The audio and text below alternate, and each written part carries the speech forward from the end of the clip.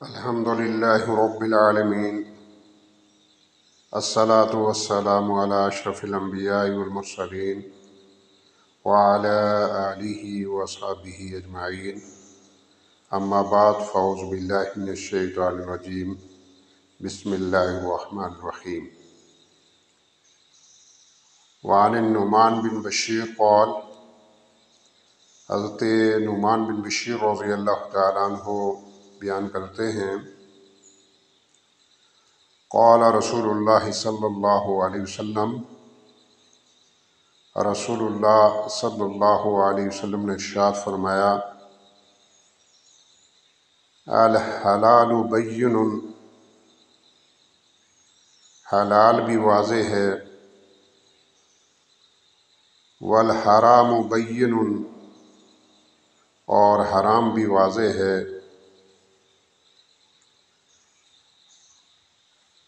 وبینہما مشتبہات، ان کے درمیان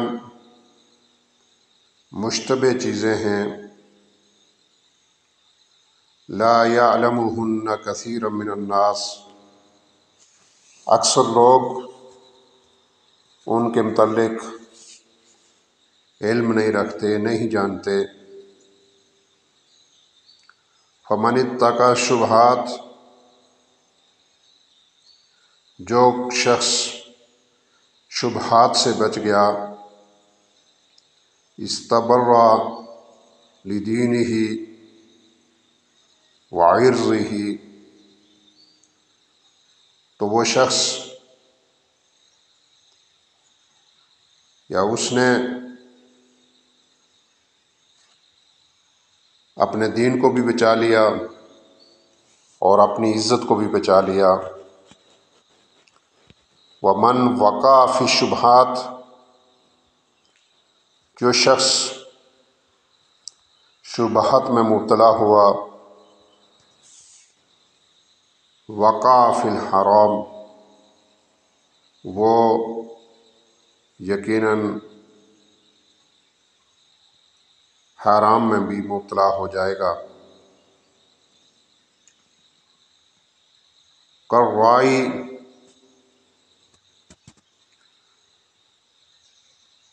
یرعی حول الحمى، وہ چروایا جو کسی چراگاہ کے ارد گرد چراتا ہے، یوشک ان یرتع فیہ، عن قریب وہ اس چراگاہ سے چرائے گا۔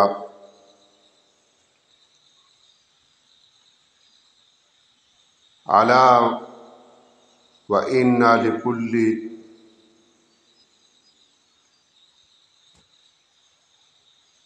ملک خیما،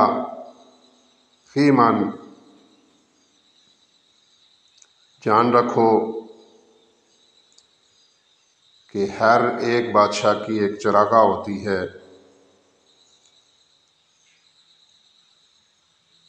الا وان خیم اللہ محارمہ، جان رکھو کہ اللہ کی چراگاہ اس کی حرام کردہ چیزیں ہیں۔ الا وان فی الجسد مضغۃ، جان رکھو کہ انسان کے جسم میں ایک گوشت کا لوتھڑا ہے، اذا صلحت صلح الجسد کلہ، جب وہ درست ہوتا ہے تو پورا جسم درست ہوتا ہے۔ فَإِذَا فَسَدَتْ، جب وہ خراب ہوتا ہے، فَسَدَ الْجَسَدُ كُلُّهُ، تو اس کے نتیجے میں پورا جسم خراب ہو جاتا ہے۔ الا وہی القلب، جان رکھو کہ وہ دل ہے۔ اس حدیث کے راوی حضرت نعمان بن بشیر رضی اللہ تعالیٰ عنہ ہیں۔ وہ فرماتے ہیں کہ نبی کریم صلی اللہ علیہ وسلم نے ارشاد فرمایا کہ حلال بھی واضح ہے اور حرام بھی واضح ہے، اور ان کے درمیان میں مشتبہ چیزیں ہیں۔ جو شخص حرام سے بچ گیا یا شبہات سے بچ گیا، اس نے اپنے دین کو بھی بچا لیا اور اپنی عزت کو بھی بچا لیا۔ اور جو شخص شبہات میں مبتلا ہوگا تو وہ عن قریب حرام میں مبتلا ہوگا۔ اور پھر فرمایا کہ اس کی مثال اس طرح دی گئی ہے کہ جس طرح ایک چروایا کسی چراگاہ کے ارد گرد چراتا ہے تو عن قریب وہ اس چراگاہ میں داخل ہو جائے گا اور اس سے چرائے گا۔ اور پھر فرمایا کہ ہر ایک بادشاہ کی ایک چراگاہ ہے اور اللہ کی چراگاہ اس کی حرام کردہ چیزیں ہیں۔